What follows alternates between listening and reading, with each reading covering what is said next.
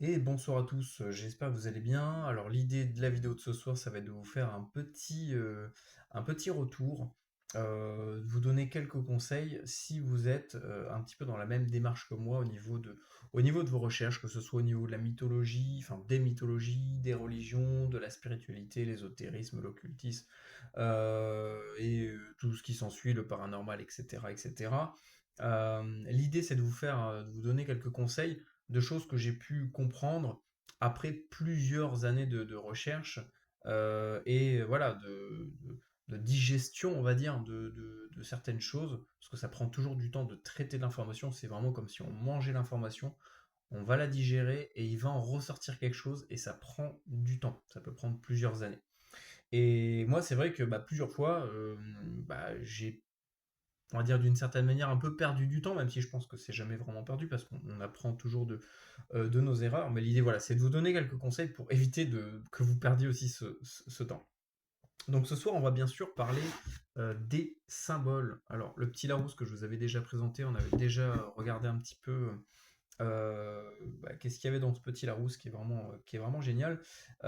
Pourquoi les symboles? Parce que c'est omniprésent partout dans notre monde. Et si on veut comprendre la matrice, ça passe par les symboles. Parce que les symboles, c'est vraiment partout. Et ça a un impact considérable sur notre esprit. Parce que, eh bien, les symboles, c'est pas juste des images qui sont jolies. C'est mûrement réfléchi. Il y a un but sous-jacent derrière, hein, que ça soit ésotérique, symbolique, hermétique, magique, etc., etc.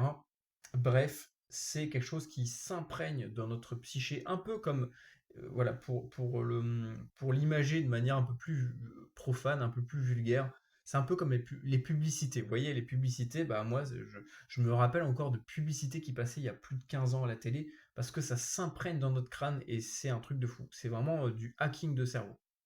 Eh bien, les sabots, c'est un petit peu pareil, qu'on le veuille ou non, ça a un impact sur notre esprit, et notre esprit, c'est ce qui fait ce que l'on fait au quotidien, ce que l'on pense, ce que l'on est, ce que l'on aime, etc., etc. Et donc, il est primordial de comprendre les symboles. Mais le problème étant que, bien souvent, lorsqu'on est dans des recherches, c'est pas forcément voulu, hein, moi ça m'est arrivé plein de fois, mais c'est tout à fait normal, c'est ce qu'on appelle avoir la tête dans le guidon. C'est un effet tunnel, c'est-à-dire que on va perdre en champ de vision. Donc là, en l'occurrence, ça va être par rapport à l'analyse, la perception du reste d'autres sujets, d'autres choses. Et ben, lorsqu'on va être dans des recherches sur un sujet bien précis, qu'est-ce qui va se passer? On va avoir cet effet tunnel qui va faire qu'on va avoir, on va s'intéresser à ce sujet en se mettant dans l'époque, enfin c'est l'objectif, il faut vraiment faire attention à ça, c'est tout le sujet de la vidéo va tourner autour de ça, c'est qu'il faut vraiment se mettre, s'imprégner de ce dont nous parlons. Imaginons, je m'intéresse à l'alchimie. Dans l'alchimie, on a les quatre éléments fondamentaux. Donc l'eau, le feu, la terre et l'air. Alors il y en a un cinquième, voire peut-être un sixième. En tout cas, c'est les quatre fondamentaux. C'est les quatre états de la matière. On en revient au chiffre 4. Donc ça, dans une vision alchimique des choses, le chiffre 4 va faire référence aux quatre éléments.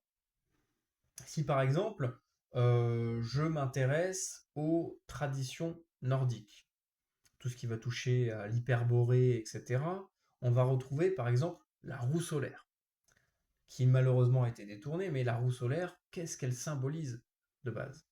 Ça symbolise, eh bien, les quatre saisons, donc le temps qui tourne et qui revient, voilà, la répétition, les cycles, tout est cyclique. Si on a une vision plus maritime, les marins, le chiffre 4 va faire référence aux 4 points cardinaux. D'ailleurs, la roue solaire en fait également référence. Mais vous voyez qu'en fait, euh, selon la zone, la tradition, le sujet sur lequel on va se baser, eh ben, le même chiffre, le même symbole ne voudra pas du tout dire la même chose. Et par exemple, si on prend un de mes sujets, on va dire favoris, que je n'ai pas encore vraiment traité sur la chaîne, j'aimerais vraiment approfondir ce sujet beaucoup plus pleinement, le culte de Saturne. Bah, le culte de Saturne, c'est le carré, c'est le cube, c'est la matière, c'est le plomb, c'est tout ce qui est ouais, matériel, tout simplement. C'est Chronos, c'est des choses beaucoup plus négatives. Donc vous voyez qu'en fait, eh ben, si on se base plus sur des traditions grecques, sur la mythologie grecque, eh ben, le chiffre 4 va faire référence au cube, donc à Chronos, donc à une entité maléfique.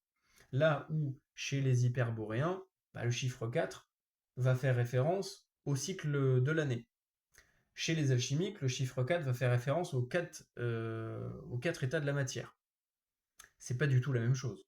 Et pourtant, on parle du même symbole, du 4 et du carré, parce que le chiffre 4 symbolise systématiquement le carré, quelles que soient les traditions des Égyptiens, aux Nordiques ou à n'importe quelle autre tradition, aux Juifs, enfin aux Hébreux, etc., etc.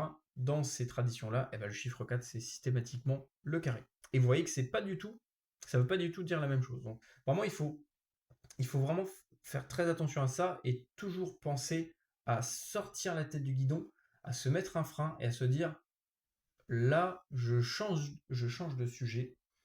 Il faut que je change ma perception, mon angle d'observation et que je me mette dans l'état d'esprit, que je remette les choses dans leur contexte. C'est-à-dire que bah, si je vais étudier l'alchimie, je vais me mettre dans la peau d'un alchimiste. Si je vais étudier la roue solaire, je vais me mettre à la place de quelqu'un qui vit au pôle Nord. Si j'étudie je sais pas moi, la Kabbale ou ce genre de choses, je vais me mettre dans la peau d'un hébreu, d'un juif qui va étudier les symboles, les chiffres, l'alphabet, la guématrie, etc., etc. Vous voyez qu'en fait, à chaque fois, il faut faire ça parce que sinon, vous allez avoir une perception complètement biaisée. Et moi, c'est ce qui m'est arrivé plein de fois. J'ai mal interprété les choses parce que déjà, ça me confortait. Ça, c'est vraiment un truc qu'il faut, à un moment donné, faut mettre son ego de côté et se dire, ok, bah là, je suis dans l'erreur.